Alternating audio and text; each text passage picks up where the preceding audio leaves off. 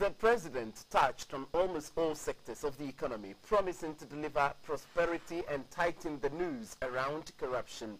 Delivering the State of the Nation address today, the president condemned a section of the society which only paints a negative picture of a nation which has its development strides acknowledged by well-meaning Ghanaians and the international community. He said this section links his administration to corruption cases, creating the misconception that his administration is corrupt. According to him, the exposure of the canker now, more than ever before, demonstrate the government's commitment to expose and shame the act. Napoleon Atukito reports.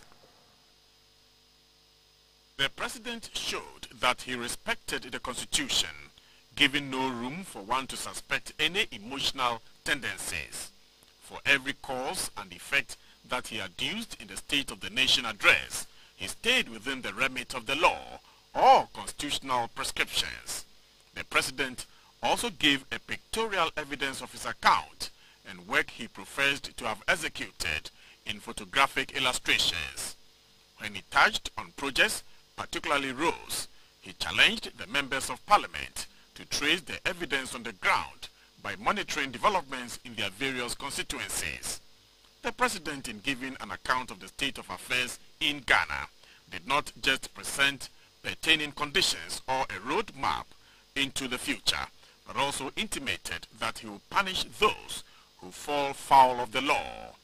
I've remained resolute to the key principles of good governance as enshrined in our constitution because it is the right thing to do. Mr. Speaker, citizens' involvement and participation in the development process are important ingredients in realizing our development aspirations. I'll therefore continue to engage our people through regular interactions with our chiefs, workers, religious leaders, farmers, students, the business community, market women, and indeed all segments of the populace.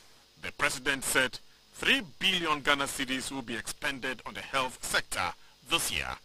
367,000 day students of senior high schools will benefit from the progressive free education to start this year. 73 of the 200 community day senior high schools are under construction. 50 more are to be added this year.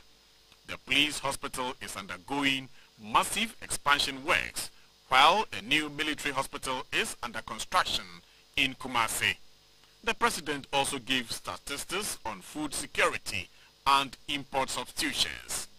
Poultry imports is down by 40%, while new sugar factories being built in the northern and the central regions will cut imports by 80%. It is expected that as the transformation agenda gains traction, we'll be able to reduce our import bill on other commodities as well, and indeed be able to export some of the surplus. Mr. Speaker, 2 weeks ago I constituted a task force chaired by a former Deputy Governor of the Bank of Ghana to work on the modalities for the establishment of a Ghana Export and Import Bank. This bank will consolidate all past efforts and become the key engine of the development of Ghana's exports. The Ghana Exim Bank will act as an intermediary between government and exporters and assist our exporters to compete internationally by providing insurance and finance facilities to support their overseas contracts. Water supply situation has improved, and the 5,000 affordable housing project at Saglemi near Pram in Greater Accra region shows that shelter requirements were also receiving attention. The road sector will benefit from a 1 billion Ghana cedi investment starting this year up until 2019. He announced several alleviation programs, of which one is a special card for the elderly to lower by half charges on public buses. Mr. Speaker, in fulfillment of our manifesto promise, we have launched the EBAN card, Elderly Welfare Card.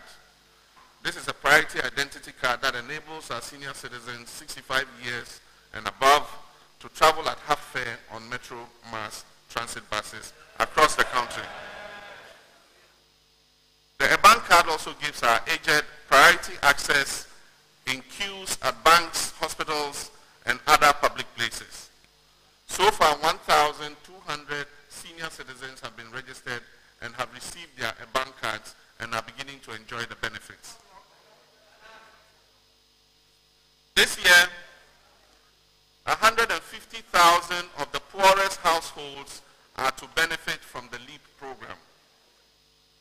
Mr. Speaker, as we work to meet the needs of people who live with disabilities through insistence on the provision of access to new and existing infrastructure, the provision of teaching and learning aids, among others, government is in discussion with the leadership of the Federation for Persons with Disability to roll out this year a new and sustainable youth employment module for 5,000 persons with disability. He thanked the tripartite committee for giving a minimum wage that took account of budgetary constraints.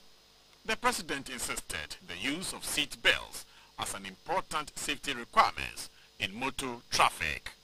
It is estimated that Ghana will miss out on $700 million in 2015 if crude oil prices continue to fall on the world market.